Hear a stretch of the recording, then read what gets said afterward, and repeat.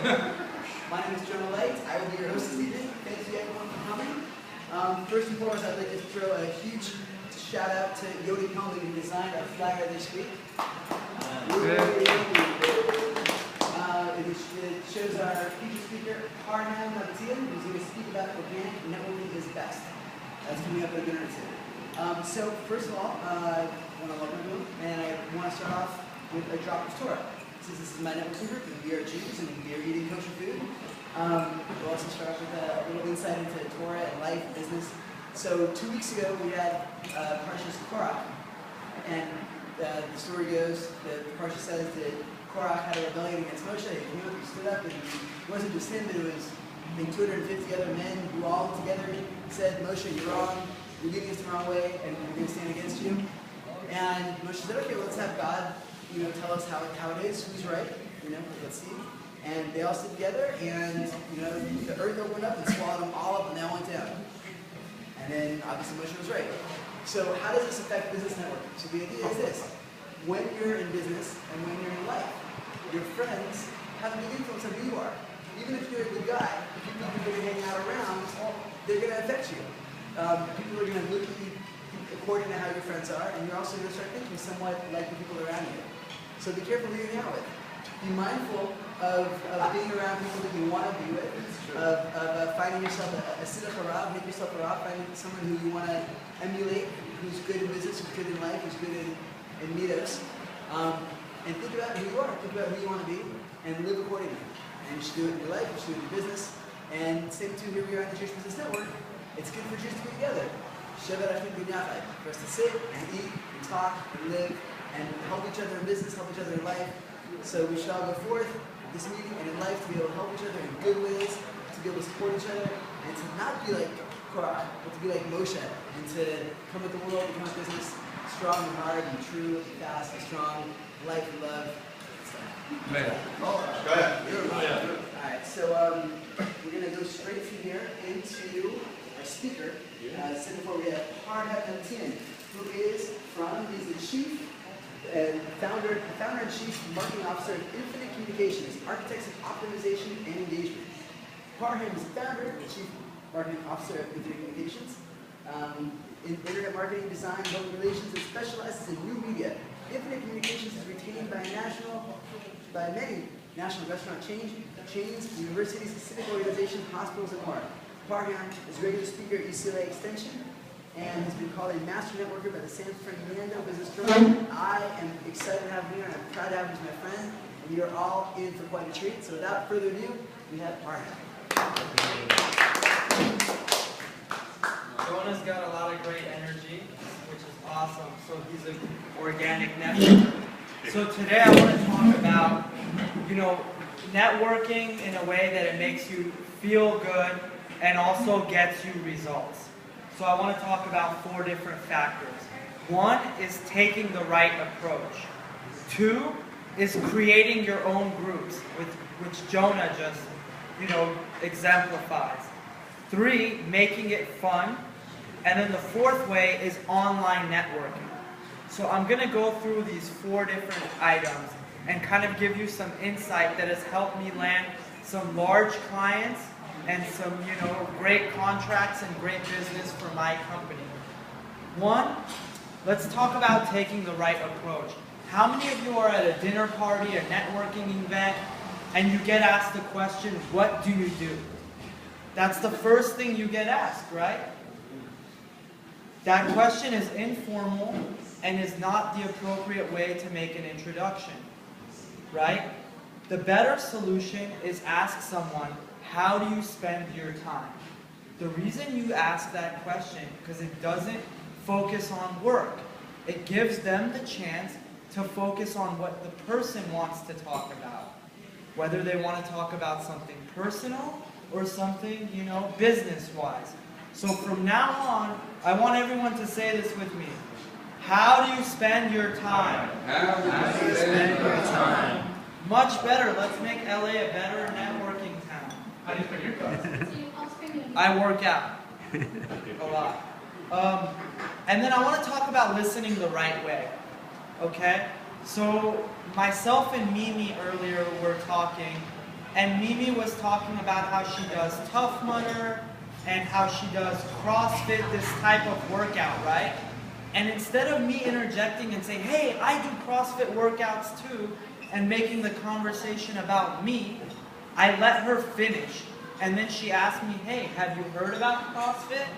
And then I started talking about how I do it. So avoid being the person that says, when someone says they've traveled to Italy, you right away jump in and say, hey, I was there last week, or I was there. Now you're making the conversation about you. What do we like from other people? We like good listeners. So taking the right approach, that's the number one thing.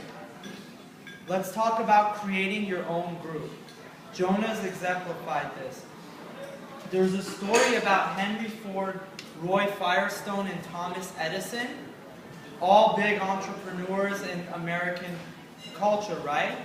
The tire, light bulb, all that good stuff. They had their own support group, the three of them. Can you imagine three of the greatest entrepreneurs were hanging out together with their families? Exactly what we all should be doing too. So I, 2 years ago, created a book club, which was actually featured in the LA Business Journal.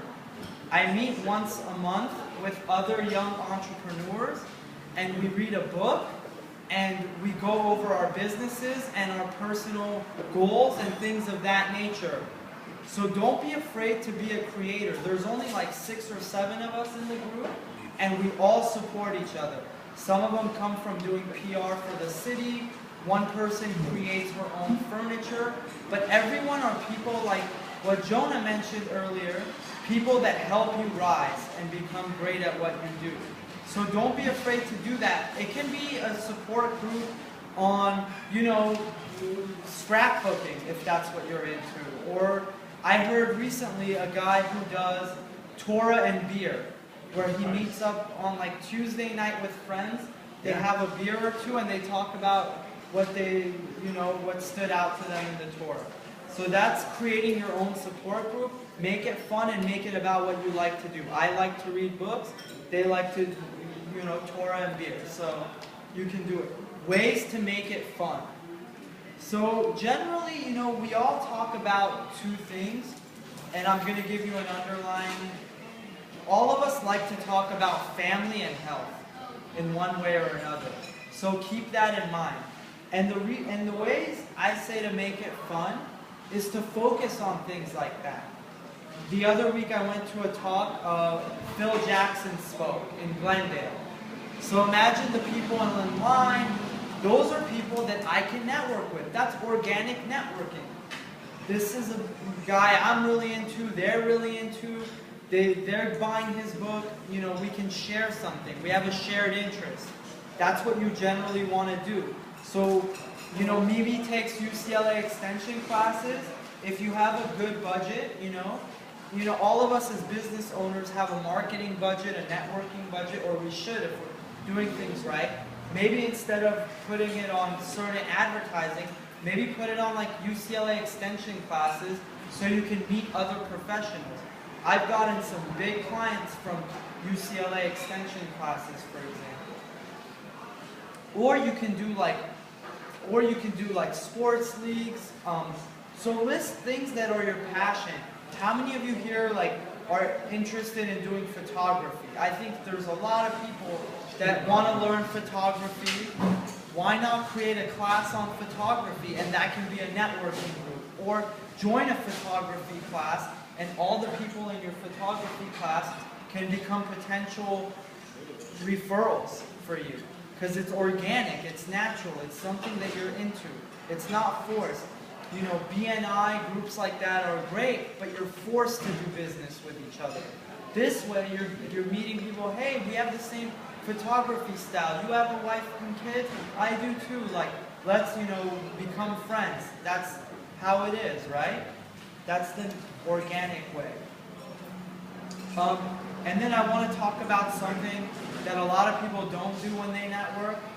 How many of you typically go to a coffee or a lunch when you're when you just meet someone and that's how you want to get to know them?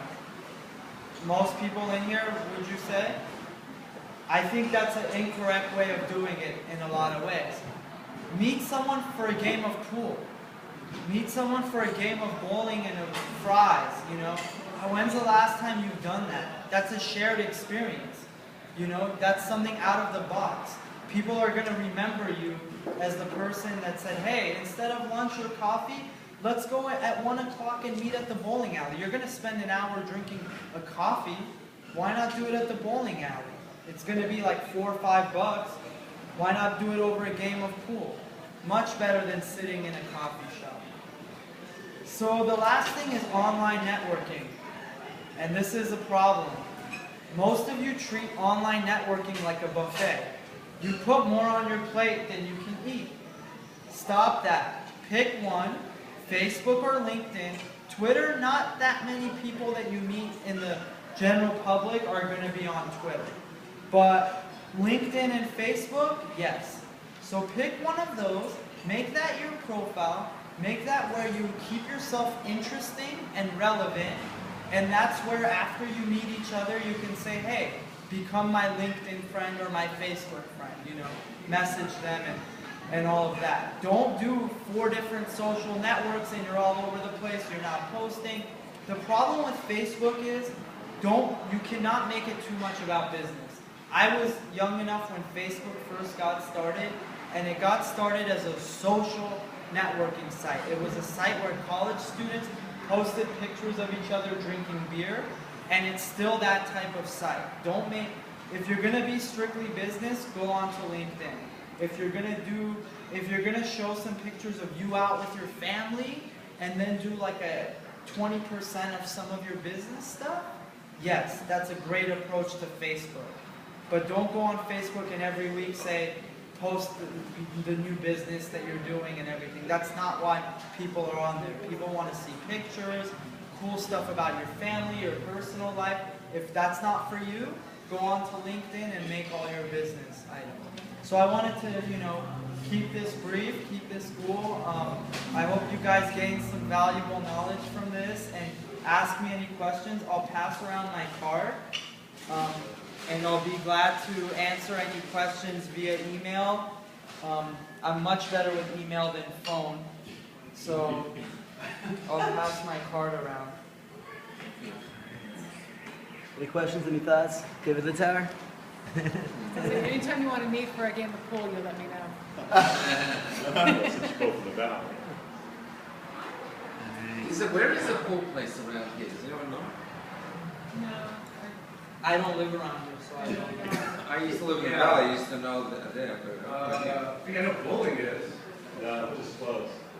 Oh, really? Yeah. Is that on Monaco?